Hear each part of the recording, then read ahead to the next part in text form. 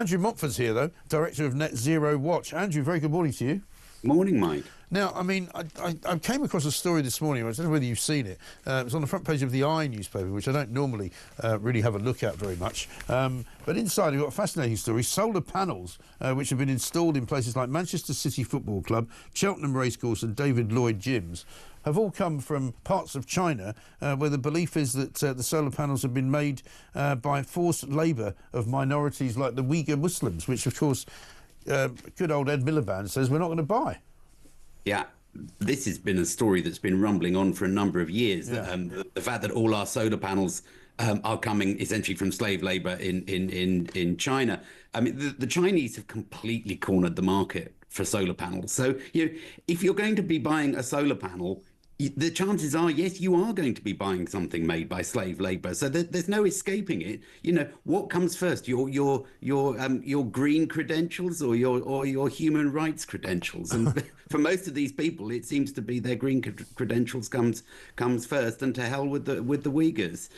Well, I mean, it's a very confusing time to be a supporter of green agendas, because don't forget all those people who used to tell us that we should all drive Teslas and such great cars.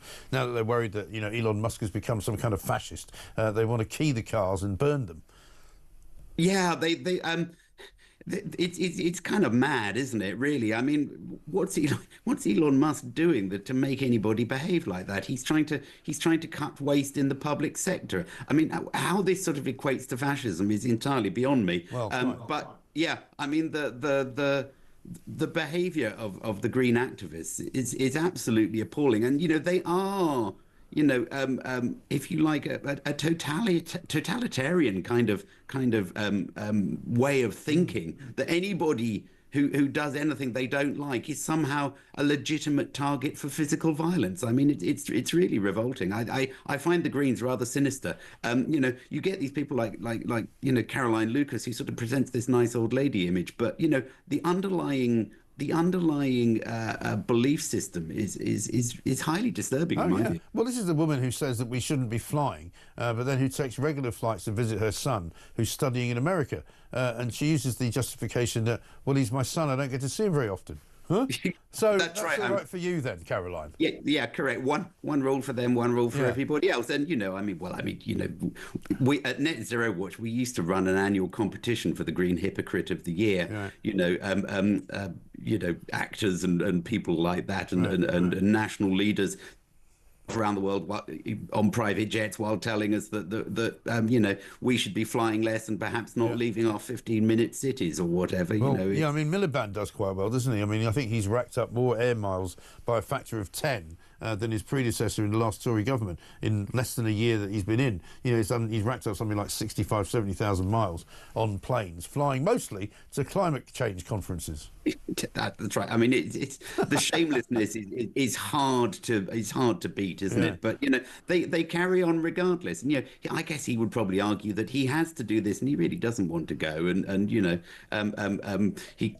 I guess the private jet is probably for security. But I don't know whether you remember President Milei in Argentina, who when he was elected into power, flew everywhere on commercial flights, and I think that was absolutely wonderful. I don't see why Ed Miliband, who is only the energy secretary, why he can't fly on commercial flights like everybody else. Yeah, I mean, it's not like he needs to be a VIP or anything like that. And he now looks more and more vulnerable, doesn't he, under this new Starmer kind of U-turn like government, because even though they say they want to still push on ahead with net zero, Tony Blair doesn't think it's a very good idea, so now they're going to have to rethink it. Yeah, I'm quite intrigued by this. So, on the one hand, in the wake of the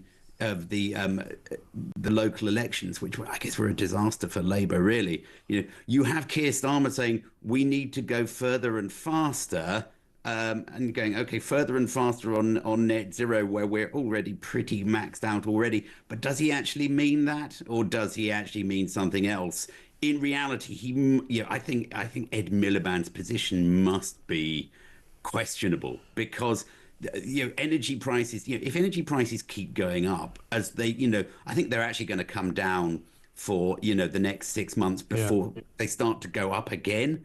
So by next winter, does Starmer really want to be having to explain to the public why their bills are going up again? And people are going to keep coming back to what he said before the election. We're going to get your bills down by £300, Right. and he's going to look like a complete idiot if they're sort of £300-400 higher than they were when he came into power, rather than £300-400 lower. To be fair, it's not an unfamiliar position for him to be in, to be looking like a complete idiot. Now the union's having a go at him though as well. So not only is Saint Tony of Blair telling him that all that net zero is not what it's cracked up to be. Gary Smith, GMB General Secretary, is writing at the Times today, basically saying that the Labour government should ignore the false prophets of climate fundamentalism because it's not going to be any good for jobs. And the same is being said by Sharon Graham from the Unite Union as well. So unions attacking Starmer, attacking Ed Miliband. It's not a great look for Labour. They're going to be ending up being so isolated from almost every sort of voting bloc that the only people left for them will be the Muslims. That's probably right, actually. I mean, of course, the unions are Labour's paymasters, so and it may well be that money calls the shots. I think Unite and the GMB, they've been. If I was a member of one of those unions, I would be pretty fed up with the performance of the union leaders over the last 10 years. They should have been saying this 10 years ago. Yeah. As it is, they've come out latterly.